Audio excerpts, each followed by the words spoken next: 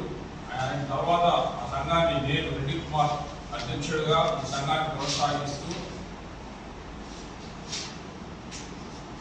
కార్యక్రమాలు నిర్వహిస్తున్నాం. సంఘ కార్యక్రమాలు ఈరోజు ముఖ్యంగా ఒక విషయం ఏమంటే భక్త కనకదాసు శ్రేష్ఠ కనకదాసు విగ్రహ ఏర్పాటు తిరుపతిలో దాతలందరూ పూర్వ సంఘం సంబంధించిన ప్రతి ఒక్కరూ వారి సహాయంతో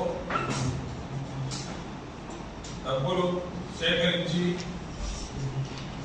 కనకదాసు విగ్రహాన్ని ఏర్పాటు చేయాలని మేము అనుకున్నాము.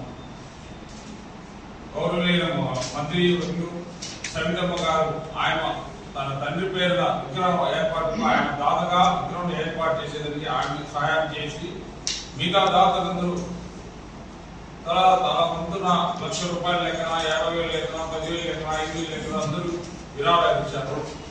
ఈ డబ్బులంతా సేకరించి ఒక కమిటీ ఏర్పాటు చేశాం మేము.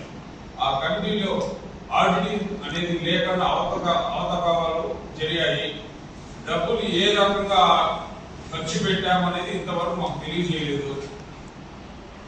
ఆ రోజు ఖర్చు యాదగిరి ఐఆర్ఎస్ అనే వ్యక్తి భోజనాలు ఏర్పాటు చేశారు. నేను ఆ రోజు 120 మేడం తిరుపతిలో మా సంఘం తరఫున మేము ఏర్పాటు చేశాం.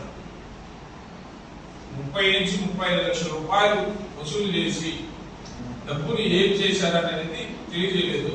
దీనిపైన కఠినమైన చర్యలు తీసుకోవాలని ఎస్పీ గారికి కంప్లైంట్ ఇవ్వబోతున్నాం. మీ పత్రిక ద్వారా నేను తెలియజేసుకున్నాను.